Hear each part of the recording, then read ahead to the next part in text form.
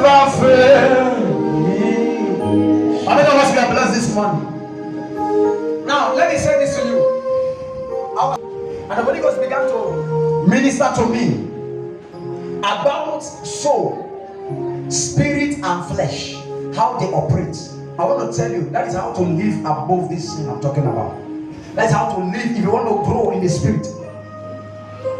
And if you want to be intimate with God, you must learn this. Now, if you read Galatians chapter 6, is it 5 or 6? Okay, let me check it. Okay, 5:16. Yes, 5:16, sorry. He said, this I say then, walk in the spirit, and ye shall not what? Fulfill the lust of the flesh. Now, 16 and 17. Just start from 15. Okay, leave it. He said, for the flesh lust against the spirit, and the spirit against the flesh. So there is a combat between the flesh and the spirit. Now, the soul is left out here now. Now listen. When a man's soul is corrupted, it means that the flesh has defeated the spirit.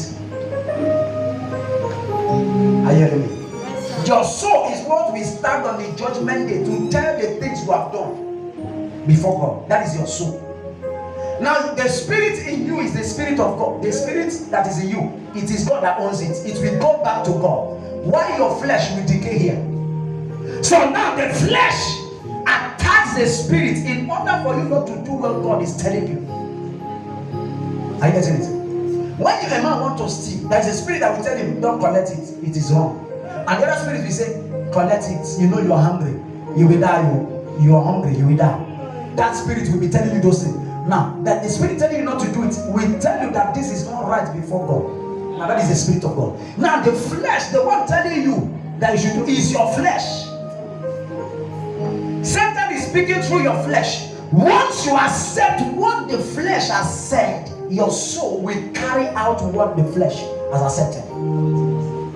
Are you getting it now? Hey, you see this one is above you. I get you, sir. So once your spirit is overwhelmed by the flesh, the soul will be corrupted. You will carry out that assignment. So the only way not to allow your soul to be corrupted is don't allow the flesh to carry out, overwhelm the spirit in you. Because God is not always loud. Satan is loud. God is always very small. He speaks small. Because he wants you to want. It is the word inside of you that amplifies his voice inside of you. Are you get what I'm saying? Yes. That's why he said in John chapter 6 and verse 63, he said that the flesh profited nothing. It is the spirit that quickeneth. The flesh profited nothing. He said, for the word I speak to you, they are spirits and they are life. So once the word enters inside of you, it will energize the spirit inside of a man, now gives him life.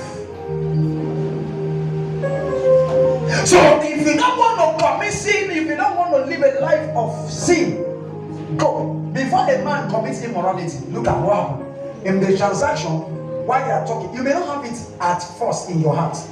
But the day comes in, the spirit will react and tell you this is an opportunity. You may not get this opportunity again. This is the flesh talking. The spirit will tell you, what of you if you contact HIV?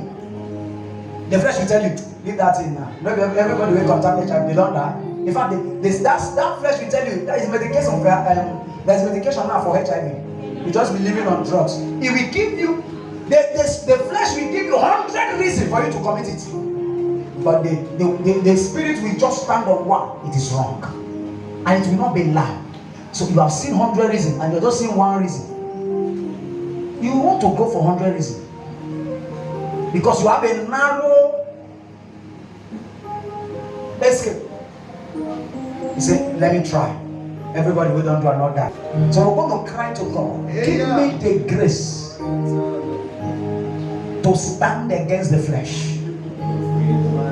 Give me the grace to stand against the flesh. Open your mouth and pray that prayer. Give me the grace to stand against the flesh.